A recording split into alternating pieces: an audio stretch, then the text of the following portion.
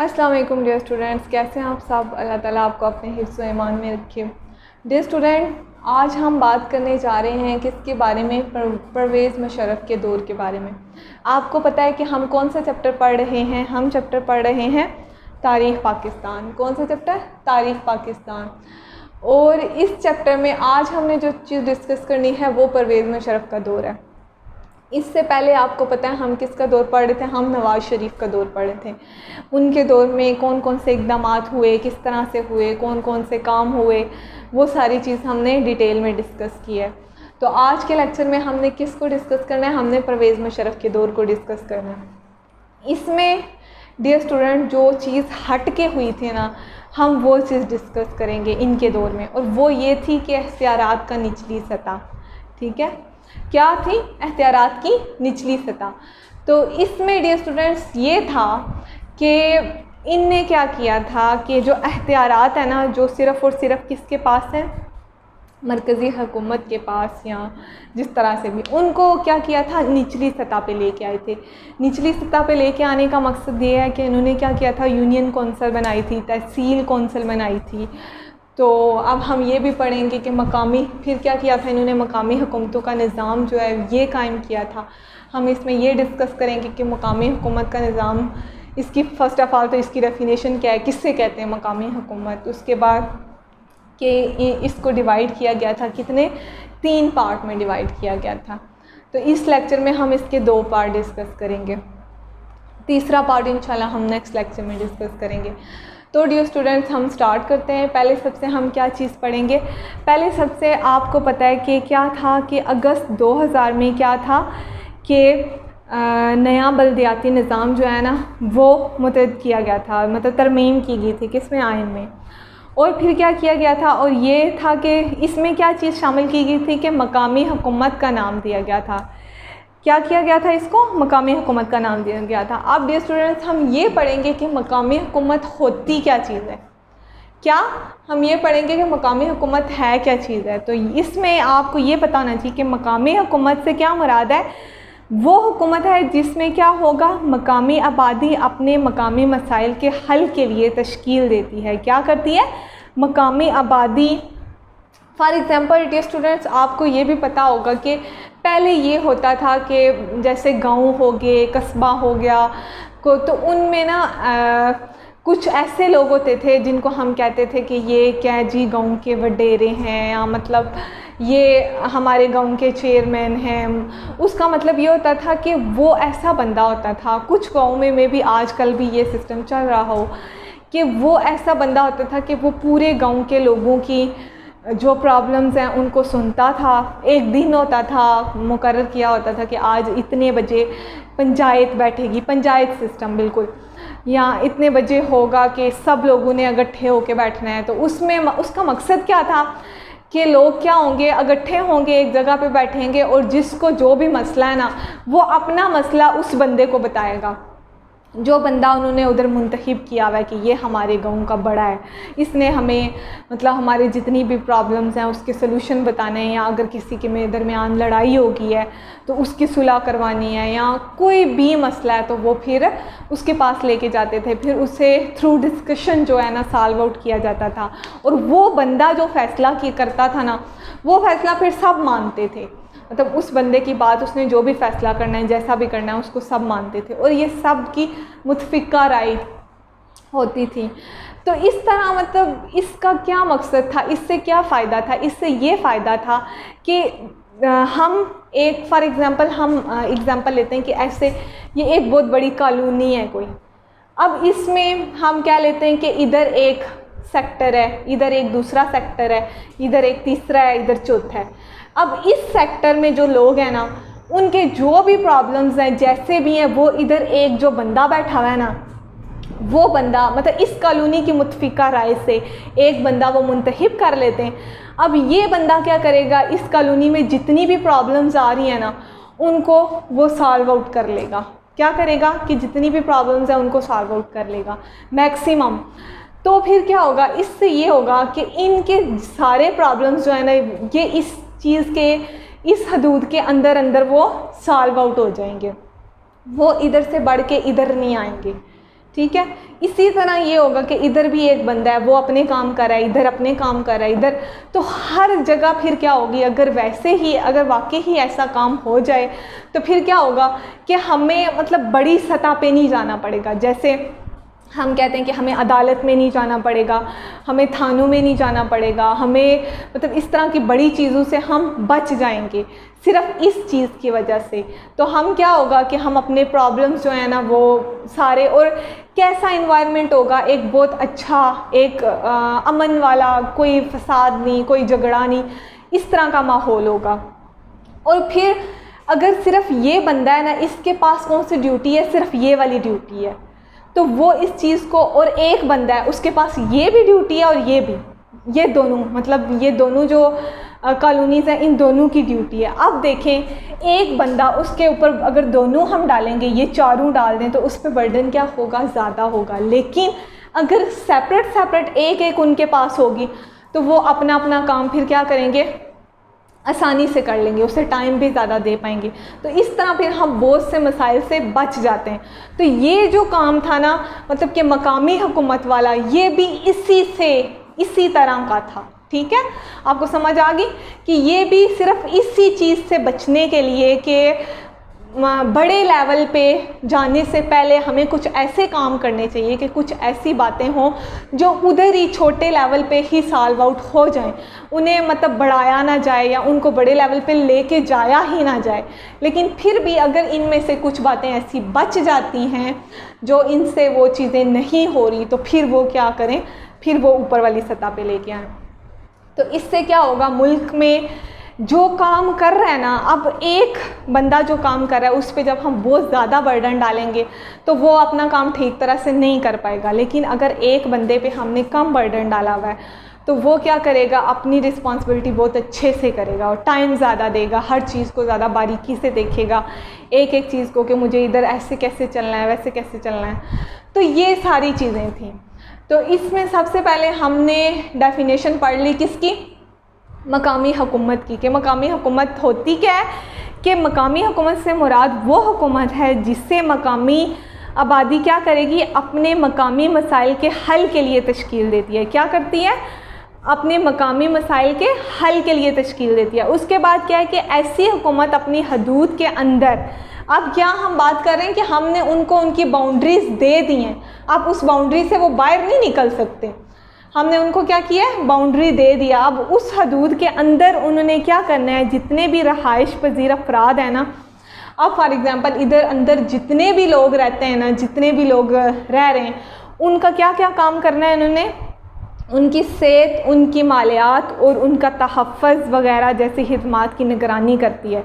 अब ये किसका काम हो गया, मकामी हुकूमत का काम हो गया है कि ये जो बाउंड्री है, एक तो इससे बाहर नहीं उन्होंने आना, इसके अंदर रह के इस में रहने वाले लोगों की जितनी भी प्रॉब्लम्स है ना, कौन कौन सी प्रॉब्लम्स, सेहत होगी, मालियात होगी और दूसरा तहफ़्फ़ुज़ हो गया, और इस तरह के और भी बहुत से इक़दामात वो उन्होंने क्या करने, सॉल्व आउट करने। इसको हम क्या कहते हैं, ये क्या है, एक मकामी हुकूमत है। आगे समझिए स्टूडेंट्स, अंडरस्टैंड।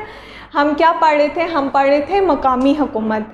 तो मैंने इसका आपको एक एग्ज़ाम्पल से, आपको एक स्केच बना के मैंने आपको बताया कि मकामी हुकूमत होती क्या है। अब हम आगे चलते हैं।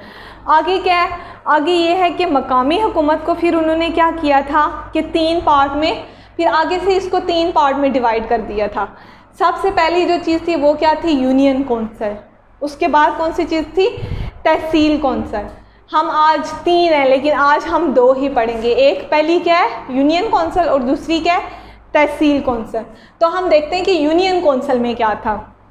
अब यूनियन कौंसिल में क्या था कि यूनियन कौंसिल की मकामी हुकूमत जो है ना, वो क्या थी, यूनियन के नायब। अब आपने ये गौर से सुनना है, मैं किस किस के बात कर रही हूँ, यूनियन के नायब, यूनियन के नाज़म, और उसके बाद यूनियन नायब नाज़म, उसके बाद यूनियन कौंसिल और यूनियन इंतज़ामिया पर मुश्तमिल थे। कितने लोग थे, दोबारा मैं रिपीट करती हूँ डियर स्टूडेंट्स के, यूनियन के नाज़म नंबर 1, यूनियन नायब नाज़म नंबर 2, यूनियन कौंसिल नंबर 3 और यूनियन इंतज़ामिया। कितनी चीज़ें हो, कितने लोग हो गए, 4। कौन कौन से, दोबारा रिपीट कर रही हूँ, यूनियन, पहले सबसे यूनियन के नाज़म, ये हम बात किसकी कर रहे हैं, हम बात कर रहे हैं यूनियन कौंसिल की। तो इसमें पहले सबसे हम जो चीज़ डिस्कस करने जा रहे हैं, मतलब इसमें कौन कौन से किस तरह के लोग शामिल हैं, उनको हमने क्या नाम दिया है। मतलब जैसे हम कहते हैं कि एक हमने क्या कमेटी बना दी है, या इस तरह ग्रुप जो हमने डिवाइड कर दिए हैं, ग्रुप इसको बोलेंगे। तो उसमें 4 थे, एक था यूनियन के नाज़म, यूनियन नायब नाज़म, यूनियन कौंसिल और यूनियन इंतज़ामिया। ठीक है, इन 4 पे मुश्तमिल थी। उसके बाद क्या था, हर यूनियन कौंसिल का सरबराह जो है ना, उसको हम क्या बोलेंगे, नाज़म बोलेंगे। फॉर एग्ज़ाम्पल अगर ये हमारी यूनियन कौंसिल है ना, तो इसका जो ये बंदा इधर बैठा हुआ है ना, जिसे हम कह रहे थे कि ये क्या है, इसको हम क्या बोलेंगे, इसको हम किसका नाम देंगे, इसको हम नाम देंगे किसका, नाज़म का। इसको हम क्या बोलेंगे, ये कौन है, नाज़म है। ठीक है, अब हम किसकी बात करते हैं, जो नायब नाज़म के साथ मुश्तरका तौर पर बराह रास्त आवाम के वोटों से मुंतखब होता है। अब ये कैसे मुंतखब होता है, नायब नाज़म के साथ। अब इसके साथ एक और भी होगा, वो कौन होगा, नायब नाज़म। अब उसके साथ ये मुंतखब होगा किसके ज़रिए, वोटों के ज़रिए। और फिर क्या होगा, हर यूनियन कौंसिल का नाज़म जो है वो ज़िली असम्बली का रुकन होता है। हर यूनियन कौंसिल का नाज़म क्या होता है डियर स्टूडेंट्स, ज़िली असम्बली का रुकन होता है। उसके बाद हम बात करते हैं किसकी, बुनियादी तौर पर क्या है कि तमाम दही और शहरी इलाकों में यूनियन कौंसिल कायम की गई। क्या किया गया कि जितने भी दही और शहरी इलाके थे ना, हर किसी में ये कायम की गई। क्या किया गया कि दही और शहरी इलाकों तमाम में यूनियन कौंसिल, हम किसकी बात करें अभी, यूनियन कौंसिल की बात करें कि ये तमाम शहरों और देहातों में कायम की गई। फिर क्या हुआ, तमाम कौंसलर जो बालग राय दही की बुनियाद पर वार्ड सिस्टम के तहत मुंतखब होते थे। अब ये ऐसी बात नहीं है कि हुकूमत किसी को भी कह देती है जी इन सब लोगों में से ये जो बंदा है ना, ये क्या है, ये इधर का नाज़म हो गया, ये नायब नाज़म हो गया, या ये मतलब सारे देखेगा। बल्कि क्या होगा कि ये जो पूरी कॉलोनी है ना, ठीक है, इसके अंदर से ही क्या होगा, लोग जो हैं वो एक आदमी को मुंतखब करेंगे, किसके ज़रिए, वोट के ज़रिए। और क्या होगा, और ये होगा कि तमाम कौंसिल बाला, हाँ ये हमने पढ़ लिया। उसके बाद क्या होगा कि यूनियन कौंसिल के कुल अरकान की तादाद कितनी होगी, 21। क्या डियर स्टूडेंट्स कि कुल तादाद इनने कितनी बताई है, 21। लेकिन बाद में इसको क्या कर दिया गया था, कितनी कर दी गई थी, 13। पहले क्या कहा गया था कि ये कितनी होगी, 21 होगी, लेकिन बाद में फिर इसको कितना कर दिया गया था, 13 कर दिया गया था। और फिर क्या था कि नाज़म और नायब नाज़म के अलावा तमाम नशिस्तों में, अब हम नाज़म और नायब नाज़म के अलावा, क्योंकि जब हम बात करने जा रहे हैं किसी को कोई रिस्पॉन्सिबिलिटी देने जा रहे हैं, तो अब वो रिस्पॉन्सिबिलिटी हम ऐसे ही तो नहीं दे सकते। तो उसके लिए पहले हमें प्रॉपर एक सिस्टम सेट करना था। वो सिस्टम हमने सेट किया, उसमें हमने बताया था कि एक नाज़म होगा, एक नायब नाज़म होगा। लेकिन अब इनकी मदद करने के लिए और लोग भी तो हमने शामिल करने हैं ना, तो हम देखते हैं कि वो हमने कैसे शामिल किए। हमने ये किया कि नाज़म और नायब नाज़म के अलावा आम नशिस्तों में से कितने, 4 मर्दों और 2 ख़वातीन के लिए मुंतखब थी। कितनी, 4 मर्दों के लिए और ख़वातीन के लिए कितनी, 2। ये भी आपको पता होना चाहिए, 4 किसके लिए हैं, मर्दों के लिए, और 2 किसके लिए हैं, ख़वातीन के लिए। उसके बाद हम बात करते हैं, उसके बाद क्या था, उसके बाद ये था कि 2 नशिस्तें मज़दूरों के लिए भी थी, किसान मज़दूरों, और 2 नशिस्तें मज़दूर किसान ख़वातीन के लिए भी थी। अब देखें कि 4 जो हैं ये मर्दों की थी, 2 जो हैं ये औरतों की थी। अब हमने किसानों की हमने अलग से रख ली थी। कितनी, किसानों की कितनी थी, जो किसान मर्द थे ना उनकी कितनी थी, 2 थी, और किसान जो औरतें थी उनके लिए भी कितनी थी, 2 ही थी। और फिर क्या था, जबकि एक नशिस्त अक़लियतों के लिए भी रखती। अब हम बात करते हैं डियर स्टूडेंट्स, पहले हमने बात की टोटल कितनी थे, 13। पहले 21 रखी, उन्होंने बाद में 13 कर दी। अब उसमें से उन्होंने क्या किया, 4 जो हैं ये किसको दे दी, मर्दों को, 2 किसको दे दी, औरतों को। अब जो अगली 2 हैं ना, ये 2 किसके लिए, किसान मर्दों के लिए थी। किसके लिए, किसान मर्दों के लिए। और उससे अगली 2 किसके लिए, किसान औरतों के लिए। और एक जो थी, एक नशिस्त किसको देगी, अक़लियतों को। आपको पता है ना अक़लियतें कौन सी होती हैं, मुल्क में किसी भी हर जगह पे ये पाई जाती हैं। अक़लियत वो होती है जो मतलब डिफरेंट मज़हब से जो तल्लुक़ रखते हैं, हमारे मतलब इस्लाम से, वो उनका मज़हब इस्लाम नहीं होता, बाकी मज़हब से रिलेट करते हैं, उसको हम क्या कहते हैं, अक़लियत। तो इसमें अक़लियत के लिए भी एक सीट रखी गई थी। तो डियर स्टूडेंट्स, ये हम किसके बारे में पढ़ रहे थे, ये हम यूनियन कौंसिल के बारे में पढ़ रहे थे। यूनियन कौंसिल में हमने ये पढ़ा कि इसमें उन्होंने नाज़म और नायब नाज़म दो थे। उसके बाद उन्होंने उसके लिए आगे और भी मतलब उनको छोड़ के बाकी जो सीटें थी ना, उनके लिए उनने क्या कैटेगरी रखी कि 4 जो हैं वो मर्दों में से सिलेक्ट होंगी, 2 औरतों में से होंगी, 2 जो हैं ये किसान मर्दों में से, 2 किसान औरतों में से, और 1 जो है वो अक़लियत में से। फिर क्या होगा, ये हमने डियर स्टूडेंट्स क्या पढ़ लिया, यूनियन कौंसिल पढ़ लिया। अब हम देखते हैं कि इसमें क्या है कि दायरा इख्तियारात में क्या है। यूनियन कौंसिल टैक्स वसूल करने की महाज थी, ठीक है। उसके बाद क्या था कि यूनियन कौंसिल अपनी हदूद में आवाम की तरक्की के लिए सालाना तरक्याती प्रोग्राम मरतब करती थी। इसमें क्या था कि अब हम इनके अख्तियार पढ़ें कि इनको हमने कौन कौन से अख्तियार दिए हैं। तो पहले हमने क्या कहा है कि यूनियन कौंसिल थी जो वो क्या करती थी, टैक्स वसूल करने की, मतलब टैक्स वसूल करती थी। क्या करती थी यूनियन कौंसिल, टैक्स वसूल करती थी। उसके बाद क्या करती थी यूनियन कौंसिल, अपनी हदूद में आवाम की तरक्की के लिए मतलब अपनी लिमिट्स जो उसको दे दी गई हैं, उन लिमिट्स के अंदर रह के आवाम की तरक्की के लिए उसने क्या करना है, प्रोग्राम बनाने हैं। मतलब जिस तरह उसको लग रहा है कि इस टाइम पे हमें ऐसा कोई प्रोग्राम बनाना चाहिए, ऐसा कोई प्लान करना चाहिए जिससे तरक्की होगी, किसकी, आवाम की तरक्की होगी, तो उसने फिर वो काम करने हैं। और पहला काम उसने क्या करना है, टैक्स वसूल करने हैं। उसके बाद उसने क्या करना है, इसके अलावा समाजी, निजी और मामूली मुजरमाना तनाज़ात, ठीक है, में वो मतलब इसके अलावा उन्होंने क्या करना है, समाजी निजी सतह पे वो जो सारे काम होंगे वो भी उन्होंने ही देखने हैं।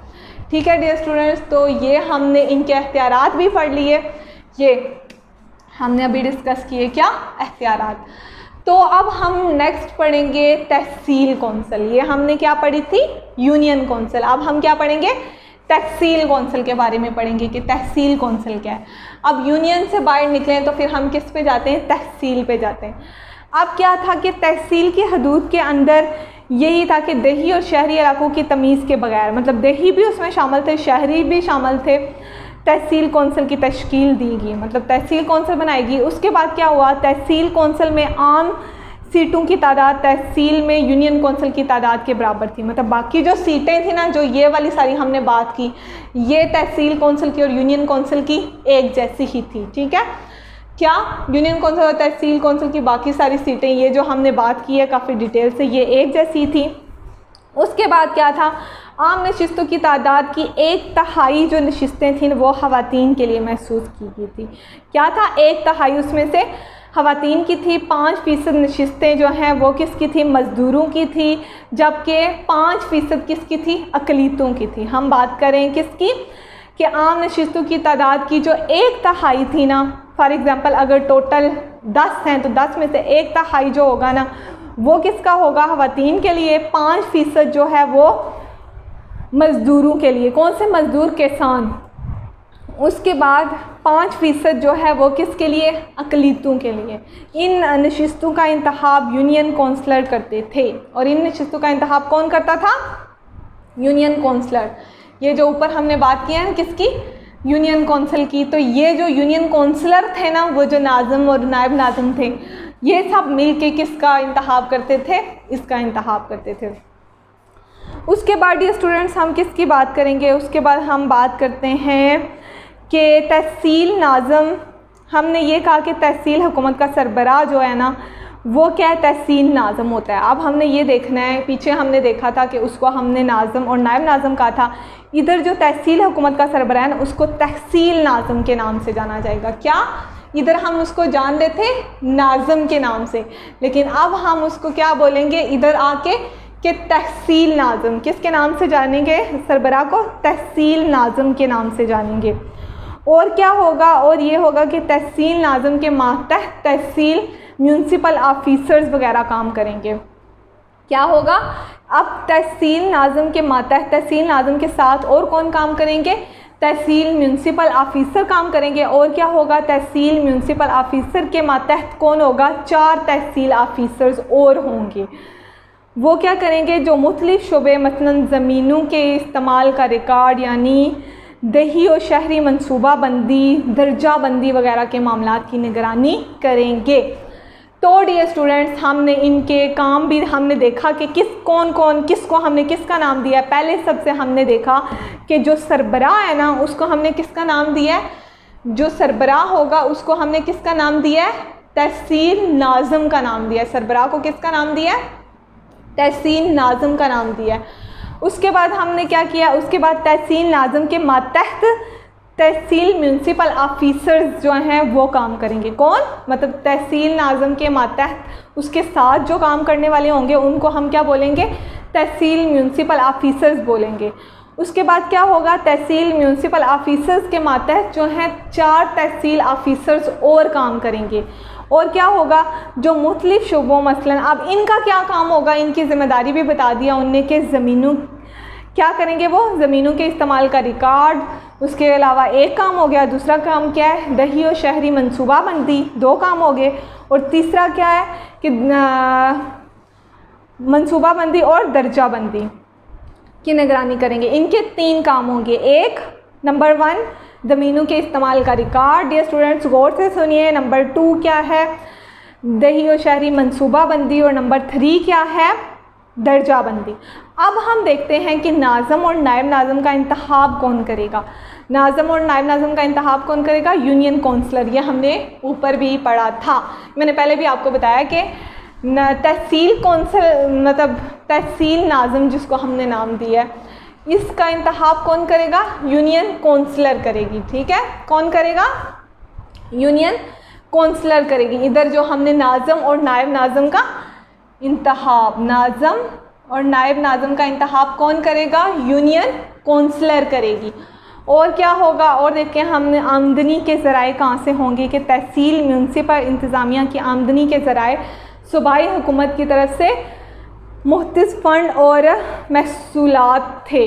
अब क्या है कि सूबाई हुकूमत जो है ये इन्हें फ़ंड देगी, मतलब इनकी आमदनी कहाँ से होगी कि जो सूबाई हुकूमत है वो इन्हें क्या करेगी, फ़ंड देगी। अब हमने आमदनी के बारे में पढ़ लिया कि इनके पास आमदनी कहाँ से आएगी कि सूबाई हुकूमत जो है ये इन्हें क्या करेगी, फ़ंड देगी। तो डियर स्टूडेंट्स, हम आज पढ़ रहे थे किसका दौर, परवेज़ मुशर्रफ का दौर। इसमें हमने एक बड़ी इम्पॉर्टेंट चीज़ पढ़ी, वो थी मकामी हुकूमतों का निज़ाम। तो इसको हमने काफ़ी डिटेल से डिस्कस किया कि मकामी हुकूमतों का निज़ाम क्या होता है, उसकी मैंने आपको एक एग्ज़ाम्पल भी दी। उसके बाद हमने देखा कि इसमें कौन कौन सी चीज़ें आ रही थी, यूनियन कौंसिल आ रही थी, तहसील कौंसिल आ रही थी, और इसका एक और 3rd पॉइंट भी है जिसको हम ज़िला कौंसिल कहते हैं। ज़िला कौंसिल इंशाल्लाह हम अपने कल के लेक्चर में डिस्कस करेंगे। तो हमने आज डिस्कस किया यूनियन कौंसिल और तहसील कौंसिल। यूनियन कौंसिल में हमने देखा कि यूनियन कौंसिल का जो सरबराह है उसको हम कहते हैं नाज़िम, और जो उसके साथ होता है उसको हम नायब नाज़िम कहते हैं। फिर उसके बाद डिवाइड किया गया कि कितनी सीट्स होंगी, पहले 21 बोला गया, बाद में 13 कर देगी। फिर मतलब ये जो मैंने लिखा है कि 4 मर्दों के लिए, 2 औरतों के लिए, 2 जो है किसान मर्दों के लिए, किसान औरतों के लिए, 1 अक़लीतों के लिए, ये सारा कुछ किसके लिए था, यूनियन कौंसिल के लिए था। और फिर हमने बात की किसकी, तहसील कौंसिल की। तो तहसील कौंसिल में क्या था कि तहसील कौंसिल में जो नाज़िम और नायब नाज़िम है ना, इसका इंतखाब कौन करेगा, यूनियन काउंसलर करेगा। कौन करेगा, यूनियन काउंसलर करेगा। उसके बाद इसकी आमदनी कहाँ से आएगी, तो इसकी आमदनी कहाँ से आएगी, हमने क्या बताया आपको, हमने ये बताया कि इसकी आमदनी आएगी सूबाई हुकूमत की तरफ से फ़ंड। ठीक है, और हमने इसमें भी ये पढ़ा कि इसको किस तरह से डिवाइड किया गया और कौन कौन थे, इसमें काफ़ी डिटेल से हमने डिस्कस किया है। तो ये टॉपिक भी आपका डियर स्टूडेंट्स काफ़ी ज़्यादा इंफॉर्मेटिव था। तो उम्मीद करती हूँ आपको मज़ा आया होगा, अच्छा लगा होगा ये पढ़ के। आप लोग समझ के पढ़ेंगे तो वाकई ही आपको बहुत अच्छा लगेगा, काफ़ी ज़्यादा इंफॉर्मेशन मिलेगी। तो नेक्स्ट 3rd पॉइंट हम इंशाल्लाह नेक्स्ट के लेक्चर में डिस्कस करेंगे। तब तक आप ये जो 2 पॉइंट हैं इनको बहुत अच्छी तरह से नोट करिए, अच्छी तरह से प्रिपेयर करिए। आप लोग ना एक स्केच बना लिया करें और उसमें फिर आपको हर चीज़ को मतलब पॉइंट बना के उसके आसानी, फिर वो आप बहुत आसानी से याद रख पाएंगे। रट्टा नहीं लगाना, समझ के और पॉइंट्स बना के और अपने माइंड में एक स्केच बना के, बड़ी मतलब इंफॉर्मेटिव चीज़ है और इंटरेस्टिंग चीज़ है। तो नेक्स्ट लेक्चर में इंशाल्लाह हम इसका 3rd टॉपिक डिस्कस करेंगे। तब तक के लिए अल्लाह हाफ़िज़। अपना बहुत सा ख्याल रखा करें।